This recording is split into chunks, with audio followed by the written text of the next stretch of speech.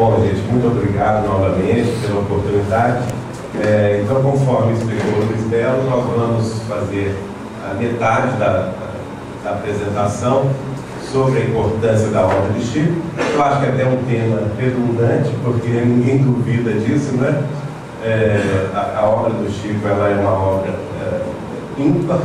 Até hoje, nós temos um número de 465 livros da psicografia dele já publicados, e nós mesmos, lá na Editora Vinho de Luz, vamos publicar mais 2 que achamos este ano. Livros que estavam perdidos, né, que o Chico psicografou no início da sua mediunidade e que a espiritualidade nos encaminhou. E os processos pelos quais a espiritualidade entrega esses livros nas nossas mãos são muito interessantes. Quer dizer, a gente não vai atrás deles, eles aparecem inusitadamente. Mais uma vez estaremos, quer dizer, até o final do ano, então serão 467 livros. É muita coisa, né? Vamos imaginar, nenhum de nós aqui é capaz de estudar essa obra numa encarnação. Não dá, é impossível. Mas é uma obra para o futuro, sem dúvida nenhuma. É uma obra que veio transpor os séculos. O espírito de Ney Lúcio, através do Chico, vai escrever em determinado momento, para um dos nossos livros, do Sementeira de Luz, ele vai escrever o seguinte: graças a Deus, nós não nos dirigimos ao homem matéria, que vai perecer, vai morrer e desaparecer. Mas nós nos dirigimos ao homem espírito, que vai transpor a morte, e vai vencer a morte e transpor os séculos. Esta é a grande importância da obra de Chico Xavier, dos espíritos que escreveram através dele.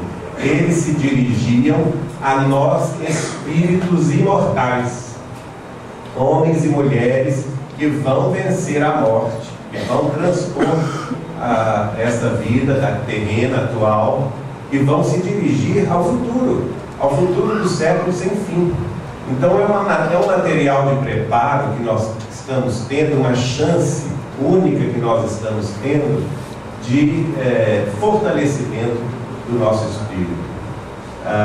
Isso está em sintonia com o que o apóstolo João escreveu no seu capítulo 4, versículo 22, sobre Jesus, falando sobre a era do Espírito, né? Ele diz assim: mas a hora vem, e já chegou, em que os verdadeiros adoradores adorarão ao Pai em espírito e em verdade, porque o Pai procura a tais que assim o adorem. Já não há mais tempo para exterioridades, para pompas, para circunstâncias, para erigirmos templos de suntuosidade, de pedra, não é? Não é por aí que nós vamos buscar a Deus, porque Deus está no trabalho pessoal de cada um de nós, na dedicação, no esforço, na fraternidade, na alegria de compartilhar. Deus está conosco na medida em que nós estamos com os nossos semelhantes menos afortunados, nós estamos com os nossos semelhantes menos aquinhoados de bênçãos. Essa outra fala de Jesus aqui também do Evangelho de João, capítulo 14, versículo 15, é muito importante, que é o retrato de Chico Xavier, no meu modo de ver.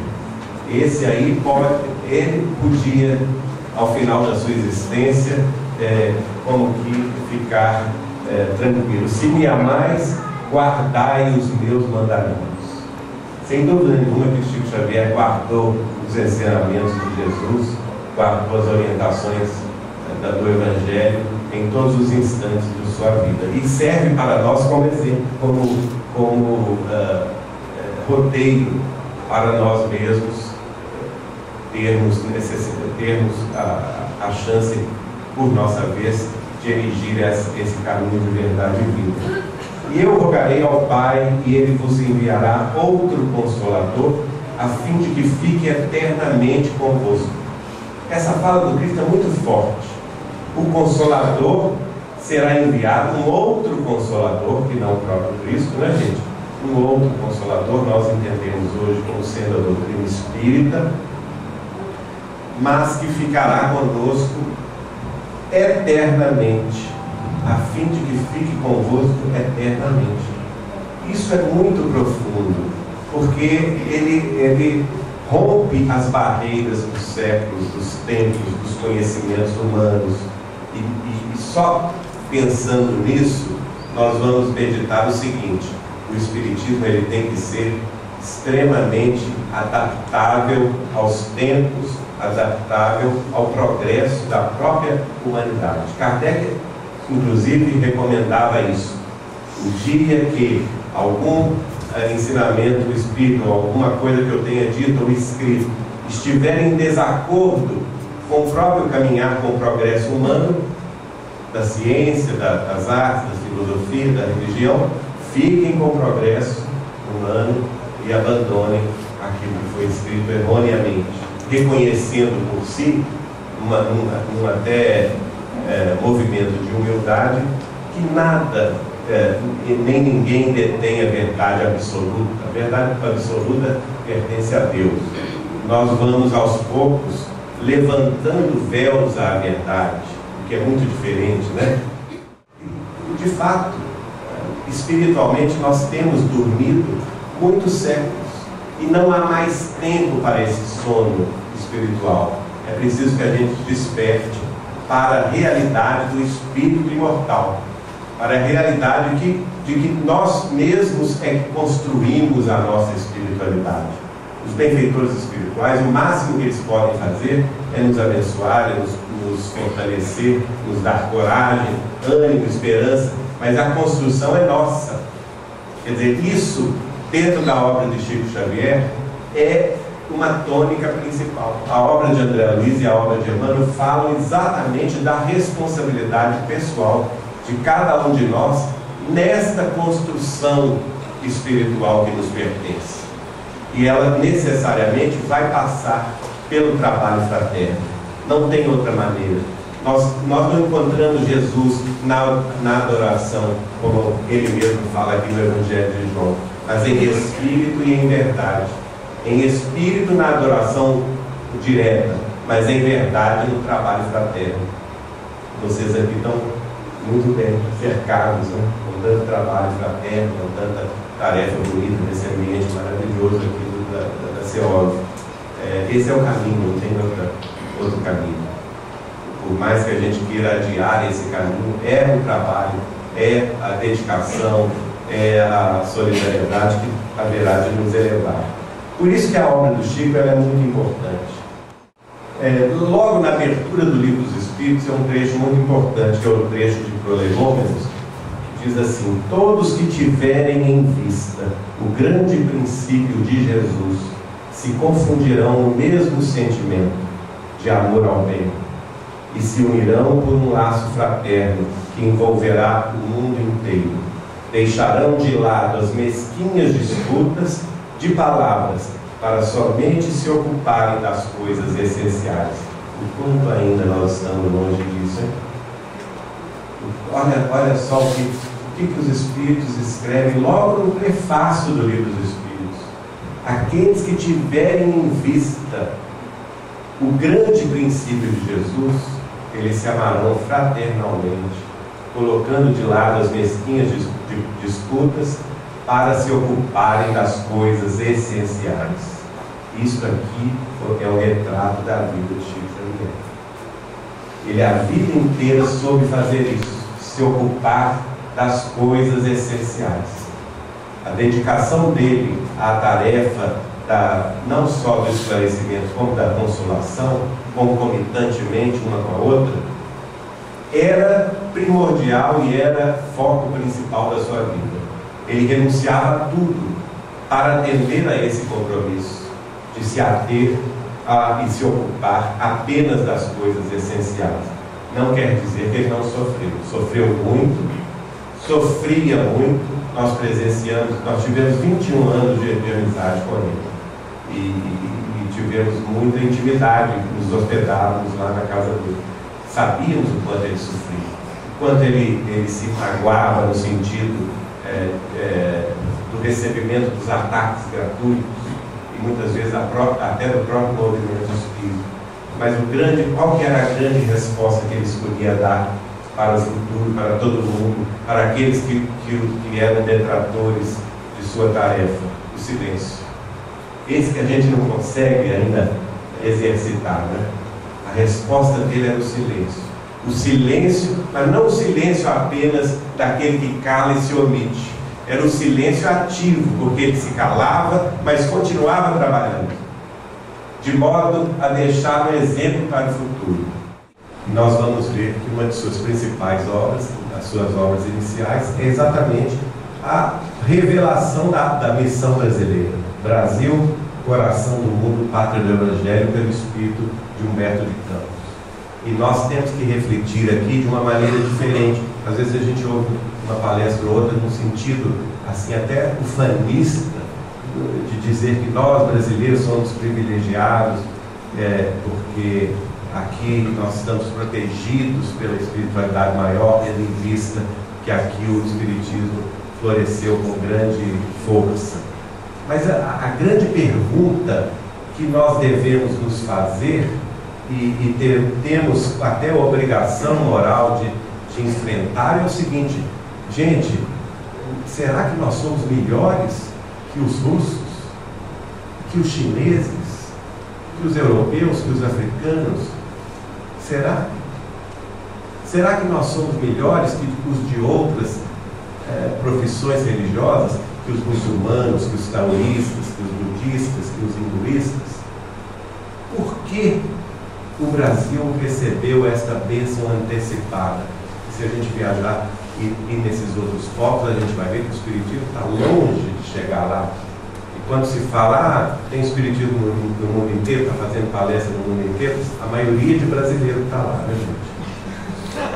Eu mesmo já fui falar em Londres e tudo, a maioria brasileira, todo brasileiro que mora lá. Quer dizer, o povo mesmo desses países está distante da mensagem espírita, muito distante. E por quê? Qual que é a razão? Nós temos que nos perguntar isso. Porque em algum momento nós seremos chamados a compartilhar essa mensagem. Em algum momento principal do futuro, em que talvez tenhamos a necessidade de receber aí talvez grandes fluxos migratórios desses outros povos. O Chico Xavier, dando uma entrevista à Legião da Boa Vontade, uma entrevista que está gravada na voz dele, inclusive o pesquisador belo-horizontino Haroldo Dutra Dias esteve na sede da LBV em Brasília e ouviu a entrevista, atestou a fidelidade, a realidade dessa entrevista. Em determinado momento o Chico fala: o Brasil está capacitado para abrigar 900 milhões de habitantes. 900 milhões de habitantes nos seus 500 anos de existência. Ora, nós temos hoje 170, 180 no máximo, não é? Da onde virão os outros 720 milhões? Hein? Não dá tempo para reencarnar tudo de uma vez. Vem de outras terras, né? Vem de outras terras, da Europa, da Ásia. Então, é exatamente aí que a gente tem que raciocinar. Nós estamos, na realidade, trabalhando para o futuro da nova humanidade, que um dia se congregará aqui nas terras brasileiras. E daí a importância da obra de Chico Xavier aqui. Em determinado momento, o Espírito de Emmanuel vai escrever através dele, está no livro Deus Conosco. Ele vai escrever assim, em 1949, 31 de março de 1949, ele vai dizer assim: é preciso dar espírito ao gigante. E ele mesmo explica: o gigante é o Brasil adormecido. Essa grande nação ainda adormecida, naquela época estava dormindo muito, né? Hoje nós estamos começando a acordar. Eu ainda acho que estamos dormindo, mas já acordamos. Tendo em vista o progresso de outras nações aí fora, nós estamos começando a acordar. Mas era preciso dar espírito a nós. Então eles vieram antes, cumprindo aqui a profecia de Ismael, eles vieram antes e semearam nas terras brasileiras essas informações espirituais tão relevantes ao progresso da criatura humana. Mas nós, não, vou dizer a vocês, nós não somos mais bonitos do que os nossos irmãos asiáticos. Nós não somos mais queridos por Jesus do que os nossos irmãos africanos. Nós não somos melhores do que os nossos irmãos europeus. Porque Jesus, Deus, os ama tanto quanto nos ama. Então não há privilégio de ser a pátria do Evangelho. Ao contrário, uma vez conversando com o Chico, eu até questionei esse livro para ele, falei assim, Chico, era meados da década de 80, o Brasil vivia uma hiperinflação, era uma pobreza danada, uma disparidade política, uma corrupção enorme, né? O Brasil era ainda muito desorganizado. Não sei se melhorou, mas... Pois é. Mas a gente tem fé que sim. A gente tem fé que sim. Então, eu falei com ele assim, Chico, como é que eu vou entender o Brasil, pátria do Evangelho, coração do mundo, nessa luta toda que a gente vive? Como é que é isso? O nosso povo tão sem instrução, e a corrupção graçando a toda parte. Como é que eu compreendo isso? Ele virou para mim e falou assim, uai, Geraldinho, uai, Geraldinho, você quer privilégios para a pátria do Evangelho? Quando o fundador do Evangelho viveu no meio dos pobres, dos aflitos, dos desesperados, foi perseguido, caluniado, vilipendiado, foi condenado injustamente, pregado numa cruz da ignomínia, e ainda pior, morreu entre dois ladrões. E você quer privilégio para a pátria brasileira? Por quê? Eu fiquei muito. Não tinha o que responder para ele, né? Então nós devemos alertar um pouco o nosso raciocínio sobre esse ponto. Nós não somos privilegiados, não. Nós fomos convocados a um conhecimento antecipado de causa. Por que tivemos esse conhecimento antecipado de causa? Porque talvez sejamos convocados mais adiante a dores maiores, no sentido de nos prepararmos para talvez receber com mais fraternidade aqueles que virão conviver conosco. E por isso que Jesus revela a Eliú, no relato de Humberto de Campos, na região do Cruzeiro se realizará a epopeia do meu Evangelho. Ela estará, antes de tudo, ligada ao meu coração. Então, nós realmente vivemos numa terra abençoada pelo Cristo, nesse sentido. Nós estamos com o coração de Jesus ligados ao nosso destino. Mas quem acompanha Jesus precisa dar conta do recado. E esse recado não é um recado de comodismo, não. É um recado de trabalho, de dedicação, de esforço, de muita colaboração fraterna. Graças a Deus, até que nós podemos dizer que o Brasil é um país solidário, sem dúvida nenhuma, né? É o maior país espírita do mundo. Ainda hoje eu vi uma nova contagem aí de um dos institutos da ONU, dizendo que o Espiritismo já é a 8ª religião do mundo, a 8ª filosofia religiosa do mundo, com aproximadamente 14 milhões de adeptos no mundo inteiro. Claro, a maioria está aqui no Brasil ou então em Portugal, né? E ele diz assim, está lá registrado no livro As Bênçãos de Chico Xavier, organizado pelo Bacelli, uma das frases que ele anotou do Chico: sinto-me como se fosse uma parede pobre, sobre a qual se pregasse um cartaz anunciando os ensinamentos de nosso Senhor Jesus Cristo. O merecimento será da mensagem que atravessou 20 séculos e continua conosco como sendo a nossa maior esperança. Oxalá possa eu, com parede arruinada, permanecer de pé por mais algum tempo, para servir sempre a Ele, Jesus, nosso Senhor. Que imagem, hein, gente? Só Chico para criar essas imagens mentais para a gente. Eu sou uma parede pobre, uma parede arruinada, que o único mérito é se manter de pé para que se fixe nela a mensagem do Cristo. Pudera nós todos sermos assim, não é? Estarmos de pé apenas para servir de veículo para que a mensagem do Cristo prossiga. Vamos passar agora, então, a uma segunda parte, né? Já chegamos na metade do tempo e estamos aqui à disposição para debater com os nossos irmãos algumas dúvidas ou quem quiser fazer algum questionamento, estamos às ordens. Gostaria de saber se já chegou alguma mensagem do Chico Xavier, que fiquei sabendo uma vez que um código que eles acharam que não era correto. Gostaria de saber. Pois é.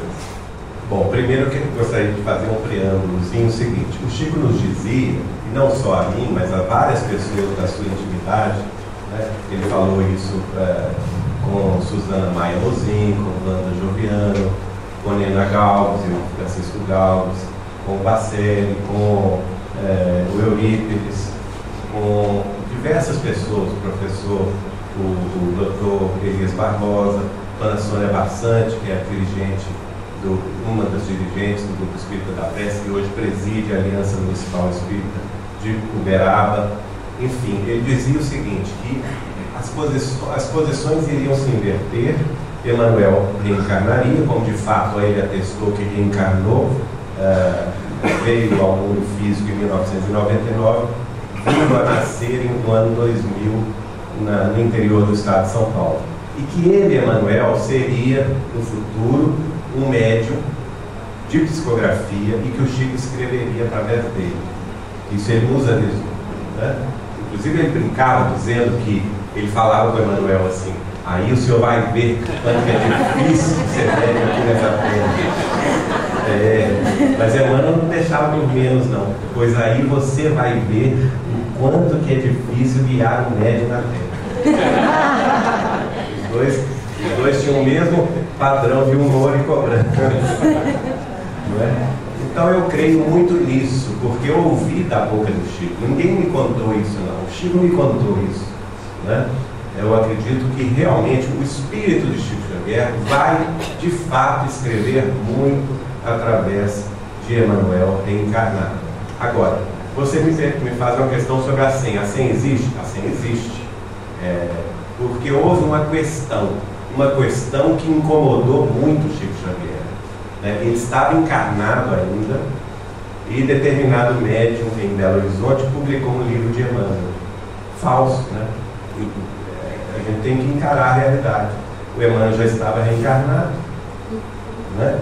E já preparando-se para a reencarnação, e esse mesmo médium, em determinado momento, recebe pela psicofonia, recebe entre aspas, viu gente? Pela psicofonia, Chico Xavier. Chico Xavier estava encarnado em Uberaba ainda. E esse episódio ocorreu até na sede da União Espírita Mineira. E o Chico ficou sabendo disso. Ficando sabendo disso, ele ficou muito bravo mesmo. Porque o homem era bravo, ele era muito cordato nas tarefas espíritas e tudo. Mas quando se colocava em risco a doutrina espírita, a seriedade da doutrina espírita, ninguém tratava com ele não. Ele colocava a doutrina espírita acima de qualquer consideração.